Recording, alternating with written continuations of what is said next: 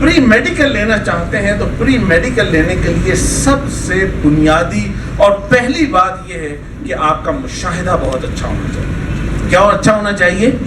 Observation آپ کی، مشاہدہ آپ کا اچھا ہونا چاہیے کہ آپ نے ایک چیز کو دیکھا اور دیکھنے کے بعد فوراً آپ نے سمجھ لیا کہ ہاں یہ ہے چیز.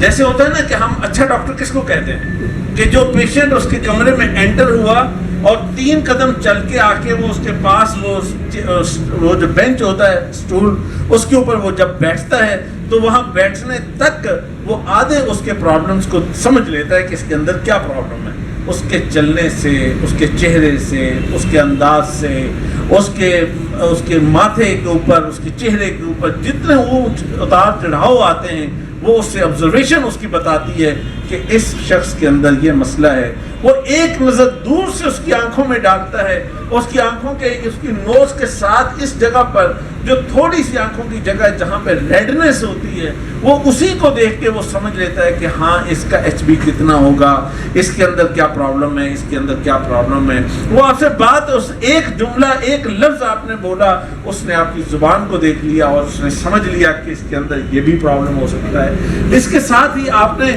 پھر یہ چیز اس کے ساتھ جو ہی بات کی فوراً وہ سمجھ لیتا ہے کہ اچھا یہ اور یہ اور یہ چیز. تو لہٰذا سب سے پہلی چیز یہ ہے کہ آبزرویشن بڑی اسٹرانگ ہونی چاہیے.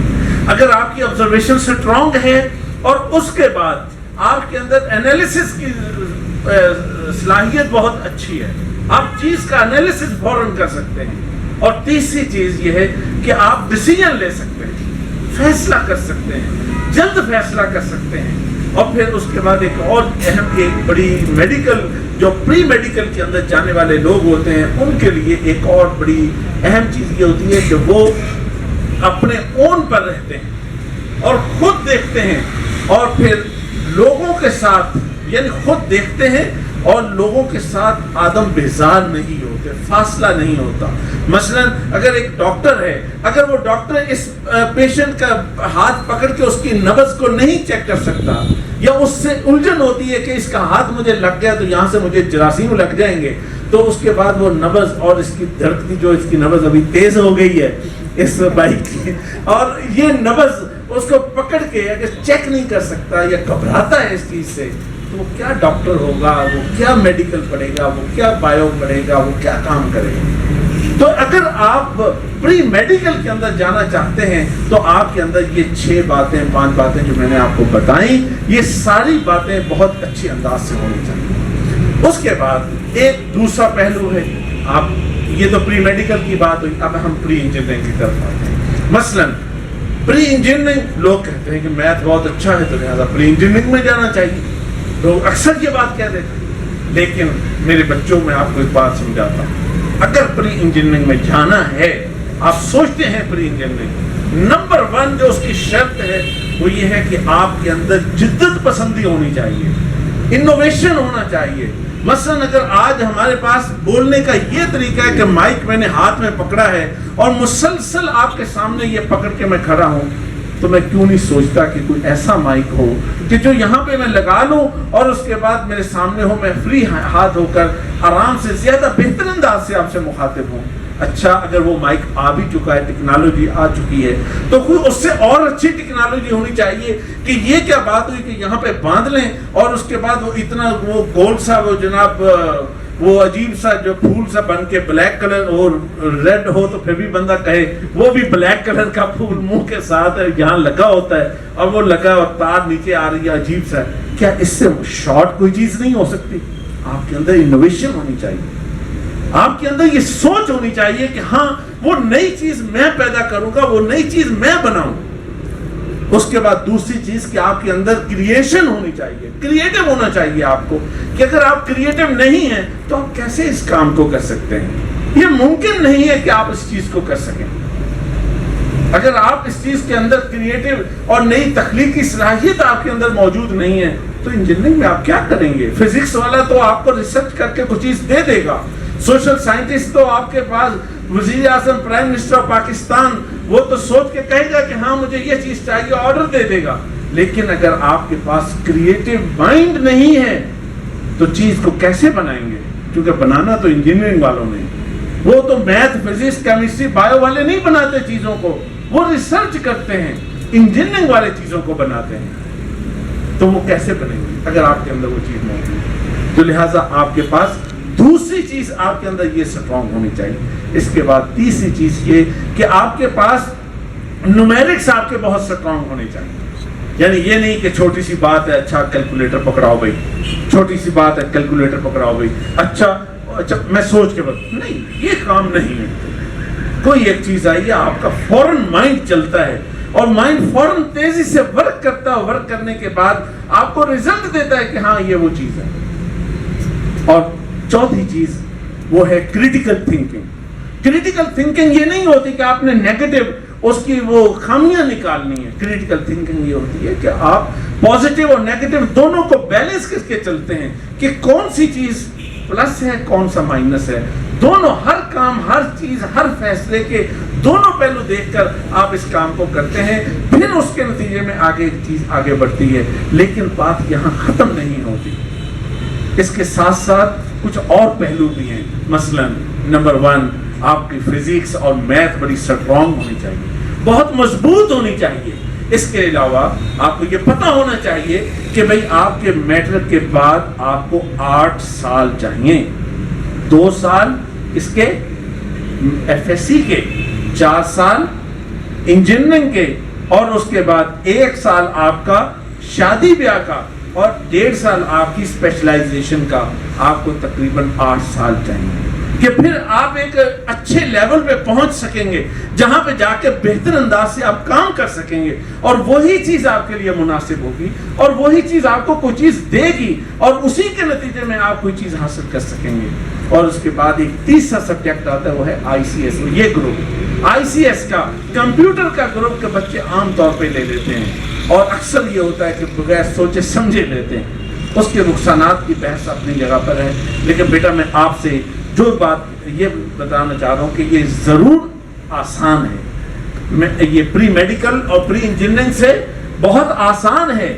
بس صرف آپ کا اگر میتھ بہت سٹرونگ ہے، آپ کا اسٹیمنا بہت اچھا ہے، آپ لگ کے کام کر سکتے ہیں، آپ کا ویژن بہتر ہے، اور آپ چیزوں کو، لوگوں کی، انسانوں کی ضروریات کو سمجھ سکتے ہیں. کہ آج دیکھتے نہیں ہیں کہ موبائل کے ورژن کیسے بدلتے ہیں. آج یہ 4S آیا، پھر 5S آیا، 6 آیا، 7 آیا، 8 آیا، 9 آیا، فلان آیا، فلان آیا، یہ X آیا، وہ فلان آیا. یہ کیا ہے؟ ہر 6 مہینے بعد نیا ورژن آتا ہے. کیا کاروں کے اتنے ورژن ماڈل بدلتے ہیں؟ کیا اور مشینری کے اتنے ماڈل بدلتے ہیں؟ نہیں بدلتے. یہ 2 ہی چیزوں کے ماڈل بدلتے ہیں، یا یہ کمپیوٹر لیپ ٹاپس کے بدلتے ہیں، یا موبائل فون کے بدلتے ہیں. یہی آئی ٹی ہے، یہی آئی سی ایس ہے. اگر آپ کی کمانڈ اور مہارت اس کے اندر موجود ہے.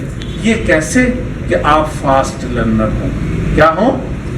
فاسٹ لرنر ہوں.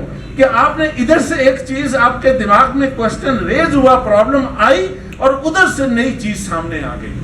اگر آپ یہ کر سکتے ہیں، اگر آپ یہ چیز کر لیں، اگر یہ آپ کامیابی سے مکمل کر لیں، تو پھر تو آئی سی ایس آپ کو آسمانوں پہ لے جائے گی. لیکن اگر یہ چیز نہ ہو، محض سنا کے لوگوں کے کہنے پر کیا ہو، تو بیٹا ایک واقعہ سناتا ہوں اور اپنی بات ختم کرتا ہوں. میرے پاس 2 بھائی یہاں قریب، آپ کے یہاں ایک چھوٹا شہر ہے، بہت چھوٹا سا شہر، وہاں سے آئے. ایک نے میٹرک کا ایگزام دیا، ایک نے سیکنڈ ایئر کا ایگزام دیا. دونوں نے آ کے میرے پاس ٹیسٹ دیے. جو آپ ابھی ٹیسٹ دینے والے ہیں یہ تو آدھے گھنٹے کا ہے. جو وہ انہوں نے اسیسمنٹ دی وہ 3.5 گھنٹے پہ مشتمل تھی. چھوٹے چھوٹے بہت ساری چیزیں تھیں. جب تھارو اسیسمنٹ ان کی، اور اس کے بعد جب میں نے چیک کیا تو بڑے بھائی کے لیے تو پری انجینئرنگ میں نے ان کو ریکمینڈ کر دی. پری انجینئرنگ تھی، اور اس کے بعد انجینئرنگ کے کچھ فیلڈ ان کو ریکمینڈ کیے، اور ان کو بتا دیا، سمجھا دیا، مکمل ہوا. جو چھوٹا بھائی تھا جس نے 9th میں 92% مارکس کیے تھے. کتنے؟ 92% مارکس تھے اس بچے کے. اور جب میں نے اس کو چیک کیا تو وہ ہر اینگل سے ڈاکٹر تھا. ایک ایسا بچہ تھا کہ جس کا ڈاکٹری کے علاوہ یا میڈیکل کے علاوہ کوئی چیز ریکمینڈ کی نہیں جا سکتی تھی. کہ جس کو اللہ تعالیٰ نے ہر ٹریڈ میڈیکل کا دیا، ہر صلاحیت میڈیکل کی دی، اس کی ویلیوز اس کو سٹرونگلی ریکمینڈ کرتی ہیں کہ وہ ڈاکٹر بنے، ایک ایسا بچہ، اور بیک گراؤنڈ اس کا یہ ہے کہ 5 سال پہلے ان کا والد فوت ہو چکا، محکمہ ڈاک میں ایک چھوٹا ملازم تھا، ماں کے پاس ایک چھوٹی اور بچی ہے، اور 15-18 ہزار کی ساری ان کی پینشن کی اماؤنٹ ہے، اور اسی کے اندر ماں نے ان بچوں کو پڑھایا، اور اس کے بعد وہ بچے کو جب اس کی اسیسمنٹ کے بعد میں نے رپورٹ لکھی، 5-6 صفحے میں نے لکھے، اور اس کے بعد وہ رپورٹ جب اس کے پاس گئی، اور رپورٹ جانے کے بعد تقریباً 1 گھنٹے کا ٹائم گزرا ہوگا کہ اس کی ای میل مجھے آئی، میں بھی آفس میں بیٹھا تھا، کہتا ہے کہ انکل آپ نے مجھے پری انجینئرنگ کے سبجیکٹ دے دیے، مجھے آپ نے انجینئرنگ ایڈوائز کر دی۔ میں نے کہا بیٹا اگر آپ نے میٹرک میں یہ غلطی نہ کی ہوتی، کمپیوٹر پڑھنے والی، آپ نے اگر میٹرک میں بایو پڑھی ہوتی تو آپ بہترین ڈاکٹر تھے، بالکل پکے اور سچے ڈاکٹر تھے، ریئل ڈاکٹر تھے آپ، لیکن میں کیا کروں کہ آپ نے بایو پڑھی نہیں۔ تو کہتا ہے کہ انکل مجھے کسی ٹیچر نے کہا تھا کہ کمپیوٹر کا بڑا سکوپ ہے اور یہ اور وہ۔ میں نے کہا ٹیچر نے تو کہا تھا، لیکن میں کیا کروں کہ آپ کو تو اللہ نے ڈاکٹر بننے کے لیے دنیا میں بھیجا تھا، لیکن آپ نے بایو نہیں پڑھی، اس کی ریکوائرمنٹ کو پورا نہیں کیا۔ میں مجبور ہوں کہ آج آپ کو بایو سبجیکٹ یا ڈاکٹر یا میڈیکل کی ریکمنڈیشن نہیں دے سکتا، میں آپ کو انجینئرنگ کی ریکمنڈیشن دیتا ہوں، بیٹا یہ 2-3 انجینئرنگ کی چیزیں ہیں، یہ فلاں گروپ کی چیز ہے، آپ ان میں سے کوئی چوز کر لیں، انشاءاللہ آپ کا مستقبل بہتر ہو جائے گا۔ کیوں کہ آج 2 سال آپ دوبارہ نہیں لوٹا نہیں سکتے، 2 سال واپس نہیں آ سکتے، آپ رپیٹ نہیں کر سکتے، اتنے حالات اجازت نہیں دیتے، تو اسی کو کیجیے۔ اس کے اندر یہ والی وہ چیز ہے کہ جو اس کے قریب ترین ہے، یہ شعبہ اس کے قریب ترین ہے، آپ پڑھیے، انشاءاللہ اللہ آپ کے لیے آسانیاں بنائے گا، آسانیاں پیدا کرے گا۔